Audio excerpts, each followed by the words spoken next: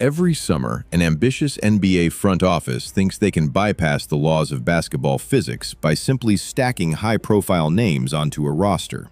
They assume that if you trade for multiple All-Stars, chemistry will just figure itself out. But basketball isn't a video game. You can't just accumulate elite talent, drop them on a court, and expect a masterpiece. Because there is a dark side to the modern Superteam Blueprint that nobody ever talks about. The painful, agonizing death of on-court offensive rhythm. In the summer of 2017, the Oklahoma City Thunder decided to buy their way into a championship window. Fresh off Russell Westbrook's historic ball-dominant MVP season, general manager Sam Presti pulled off two absolute blockbusters, trading for perennial all-stars Paul George and Carmelo Anthony. On paper, it was a perimeter firing squad. The media instantly branded them the OK3. On the court, it became the single most disjointed, hard-to-watch, and rhythm-killing experiment in modern basketball history. Today, we are looking at the tactical blueprint that proved talent means absolutely nothing if everyone on the floor is fighting for the exact same spot. To understand why this super team choked, you have to look at the psychological DNA of the players involved. Russell Westbrook, Paul George, and Carmelo Anthony had spent their entire lives operating as alpha dog, high-usage isolation scorers. They didn't know how to play off ball because they never had to.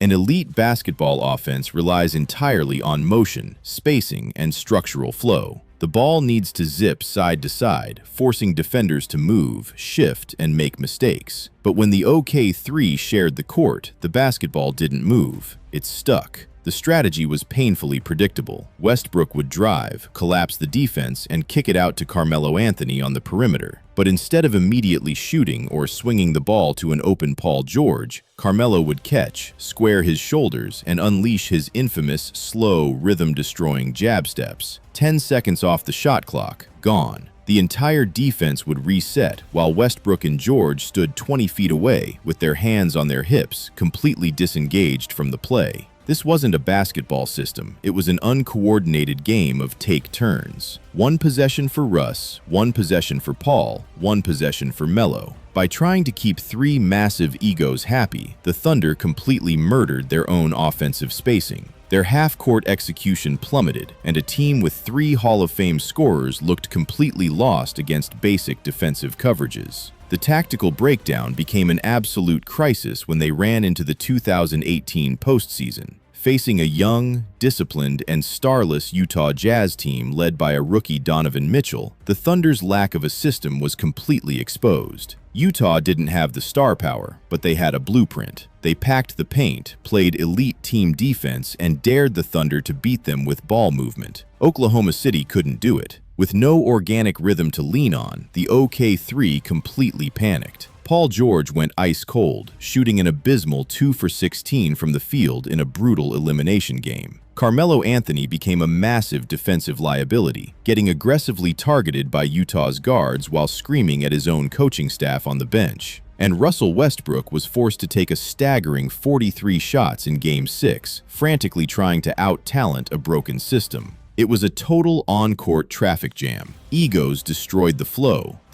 destroyed the confidence, and the rookie-led Jazz sent the expensive super team packing in the very first round. The ultimate lesson of the 2018 Oklahoma City Thunder is a warning to every front office in the league. You can buy all the star power in the world, but you cannot buy an offensive identity. True championship basketball requires sacrifice, structural movement, and a shared rhythm. Stacking high-usage isolation players onto the same floor without a clear tactical plan doesn't make you unstoppable, it makes you predictable. OKC tried to force a championship blueprint by collecting names, but they proved that 3 basketballs are never enough when nobody wants to pass. Was the 2018 Thunder the worst on-court chemistry disaster in modern NBA history, or did another super team look even worse? Let me know in the comments below. This is at Skem Sports, and before the Thunder threw away their chemistry over 3 individual stars, the 2004 Los Angeles Lakers paired Kobe and Shaq with 2 aging legends, only to watch the locker room completely implode from the inside out. Click right here to see how that historic dynasty fell apart.